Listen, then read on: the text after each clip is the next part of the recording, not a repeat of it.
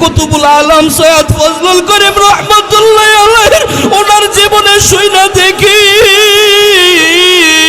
রাত্রে 2টা বাজে 3টা বাজে মাহফিল শেষ করিয়া বাড়িতে আইসা ওই কবরের পাশে দাঁড়াইয়া কবরস্থানের পাশে দাঁড়াইয়া গুনগুনায়া কাঁদে আর ডাক দিয়া বলে ওরে আমার মাওলা রে আল্লাহ আল্লাহ আল্লাহ ওরে আমার মা শুকরে আপনি যদি মাফ না করেন আমি ফজলুল করিম কেমনে থাকবো একা ওই অন্ধকার কবরে ওরে আমার মাওলা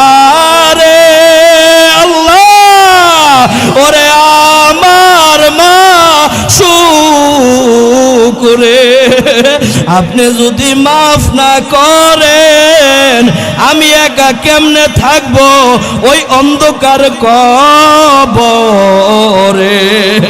আল্লাহ আপনি আমাদের সবাইকে বেশি বেশি পরিমাণ আপনার জিকির করার মতো তৌফিক দান করেন, মৃত্যুর মুরাকাবা করার মতো তৌফিক দান করেন।